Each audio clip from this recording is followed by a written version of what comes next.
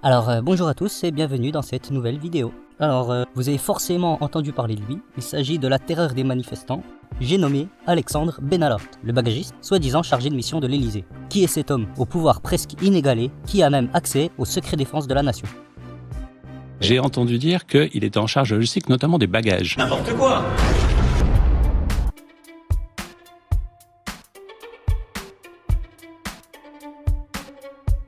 Voilà comment on a connu Alexandre Benalla. C'est au travers de diverses vidéos qu'on a découvert ce personnage de l'ombre du président Macron.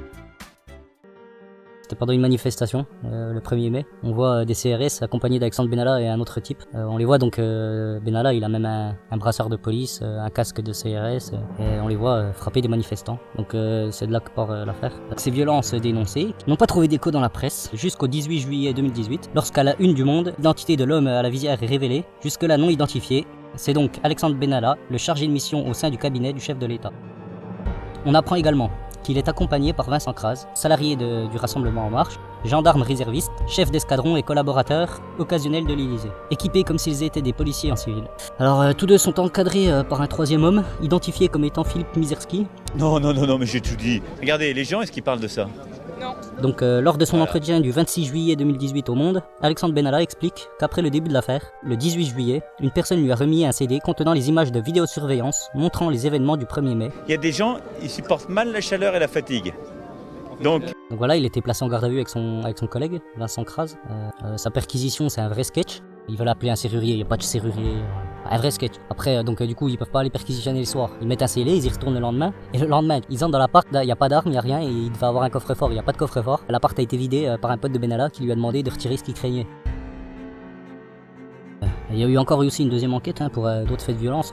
Pareil, même manifestation, mais plutôt dans la journée, à un autre endroit. Donc à peu près les mêmes chefs d'occupation, violence volontaire, usurpation de signes réservés à l'autorité publique, trucs tout joyeux quoi.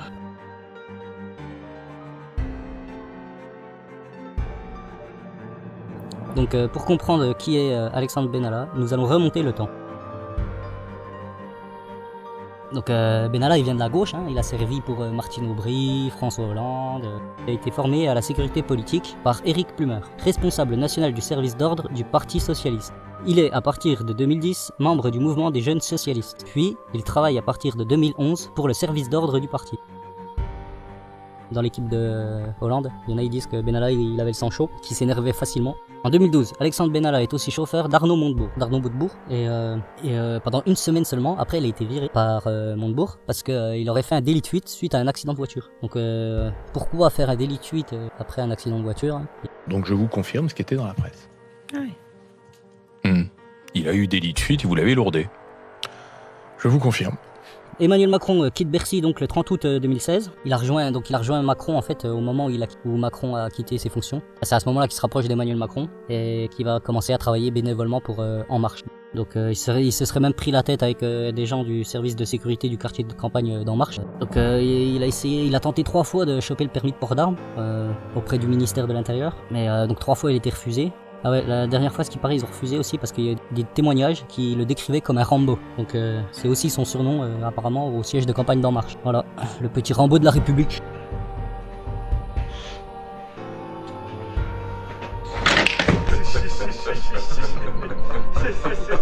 Donc c'est le 5 décembre 2016 qu'il est engagé comme responsable de la sécurité d'En Marche. Et donc il se charge de la sécurité du président, enfin du futur président, et puis de ses déplacements. Et donc la bande d'Alexandre. Donc son port d'armes, il a réussi à l'obtenir finalement en octobre 2017, donc une fois en poste à l'Elysée, suite à une demande de son directeur, donc il a un nom bizarre, c'est Patrick Strzoda. des salaires, des avantages, tout ça était faux et il est important de le dire aux Français parce qu'après les Français ils disent.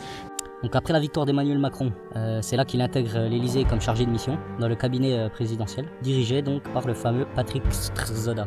Il devient l'un des 10 adjoints du chef de cabinet de François-Xavier Longe, où il joue un rôle de coordinateur entre les différents services chargés de la sécurité du président. Selon Le Monde, Alexandre Benalla traite d'égal à égal avec les hommes du GSPR. Ah oui, Alexis Kohler affirmait qu'il n'existait pas de police parallèle et qu'Alexandre Benalla n'a jamais été en charge de la protection du président de la République. C'est comme l'autre qui disait que c'était qu'un porte-bagages, un bagagiste. J'ai entendu dire qu'il était en charge de logistique, notamment des bagages. N'importe quoi! Lionel Lavergne, évoque lors de son audition un projet de réorganisation de la sécurité du président de la République, ce qui aurait mis probablement les GSPR sous autorité unique de l'Élysée, alors que jusque-là ils étaient rattachés à la police nationale. Mais arrêtez de vous exciter comme ça sur cette affaire. Donc Alexandre Benalla, c'est aussi un franc-maçon qui a été initié en 2017 à la Grande Loge nationale française. Une phrase que j'ai relevée aussi, c'est que l'Express indique que la relation entre Alexandre Benalla et Emmanuel Macron a longtemps étonné à l'Élysée et ailleurs, et note des témoignages de grande proximité entre eux. Alors qu'est-ce que ça veut dire grande proximité entre eux? Il y en a qui pensent qu'ils se fréquentent. Alexandre Benalla, lui non plus, n'a jamais été mon amant. Apparemment, il toucherait un salaire de plus de 10 000 euros selon les médias. L'Élysée, lui, dit chargé de mission classique, donc ils ont dit 7 113 euros brut, je crois. Alexandre Benalla n'a jamais détenu le code du code.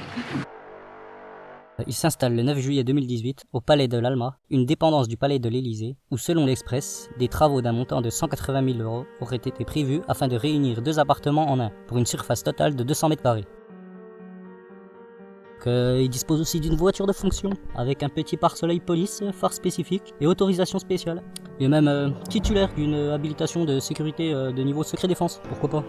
Il avait aussi un badge d'accès à l'Assemblée nationale de niveau maximum, catégorie H, donc pouvait aller partout. H. Il justifiera plus tard la demande de ce badge car il aime aller à la salle de sport de l'Assemblée. L'Assemblée nationale signale qu'un badge de si haut niveau n'était pas nécessaire pour y accéder. Je ne vais pas chercher des fusibles parce que vous avez envie de voir du sang et des larmes dans le tournant de l'été.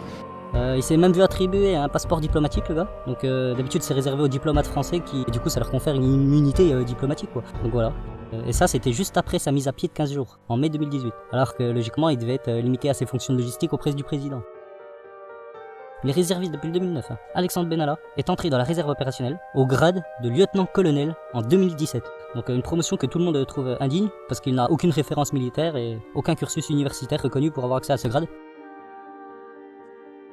Emmanuel Macron il a aussi dit qu'ils viennent me chercher pendant cette affaire. Alors qu'il sait très bien que premier qui va arriver, ils vont lui envoyer des barbouzes Benalla dans la gueule.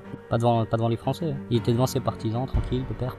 Alexandre Benalla n'a jamais détenu le code du code. Donc voilà, c'est déjà la fin de la vidéo, je vous dis merci, à la prochaine.